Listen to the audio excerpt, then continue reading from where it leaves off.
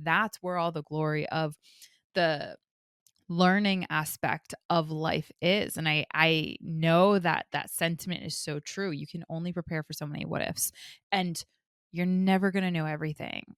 Like, trust me, like, I've been studying so many freaking things, and I know it doesn't matter how much I study it, I will never know everything. And now you're here as an adult, assuming that you're supposed to know everything, when in reality, none of us know anything. None of us know how anything works, and it's okay. This is why life is so beautiful, because we get to interact with other people and figure it out. Hey, everybody, it's Bianca. And it's Emilia. Welcome to another episode of Evolve Ventures, where we are helping growth minded humans evolve by breaking one limiting belief at a time. We hope you enjoyed the last episode, number 320. Are you a perfectionist? For today, 321, Motivation Monday.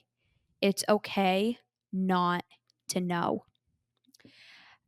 My intention for this episode is to give everyone, honestly, I think the permission slip we all need, that it's okay not to always have the right answer. It's okay not to know whatever the thing is that you're questioning, whatever that like burning question is of like, I don't know what to do. I don't know if this is the right thing. I don't know if I'm making the right choice. I don't know this. I don't know that. My intention is that this episode gives all of us the permission that we need, that it's okay not to know. Mm-hmm. I think we have this really, actually, I know we have this really destructive belief system and this really destructive mindset that we're supposed to always have all the right answers all the time. Right. That by the time you're 18 years old, you're supposed to know where you're going, what you're doing, who you're doing it with, and why. And it's like, you don't know how to. I was going to make an inappropriate comment. You don't Yeah. know how to do anything at 18. How are you supposed to know the entirety of your life at that point?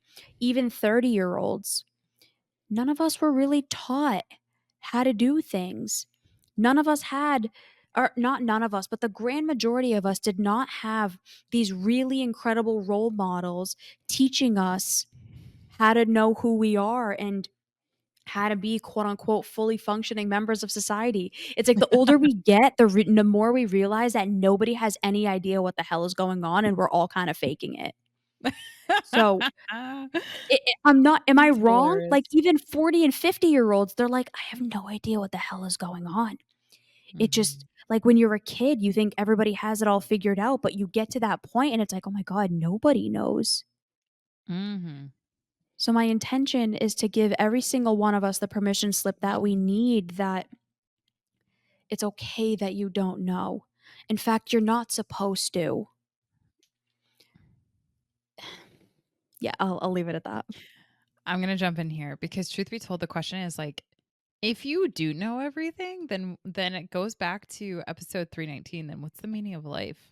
If you know everything, then what's the meaning of life? Right? I mean, you could think about it's like, well, let me just bestow all this wisdom. And then what?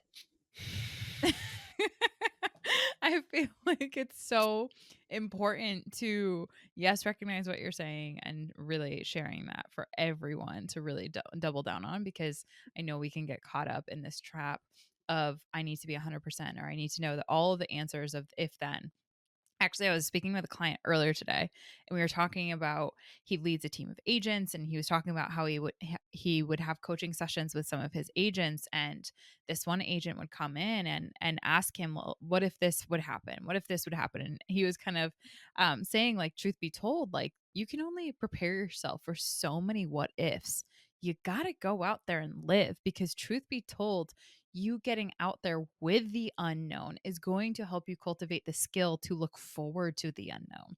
And more importantly, to show yourself how capable you are of handling the unknown, of managing and navigating through the transformational process of not showing up as your 100% self all the time. And I think that that's where all the glory of the learning aspect of life is. And I know that that sentiment is so true. You can only prepare for so many what ifs, and you're never going to know everything.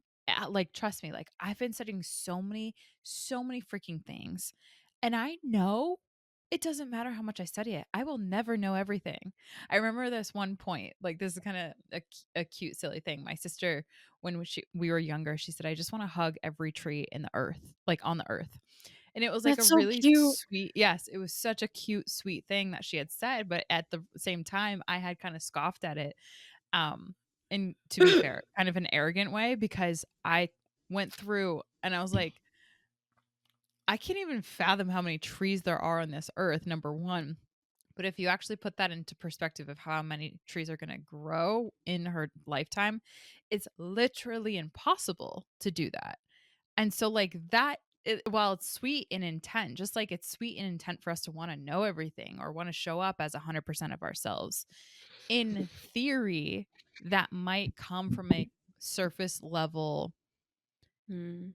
whatever directive, but truth be told, the practicality of that is actually really caging, and it's really, I think it steals from us the opportunity that life, not knowing, gives to us as a gift, and I do see that as a gift. And I would say I think that that's because of how I respond to the unknown and the growth mindset and the curiosity and showing ourselves that.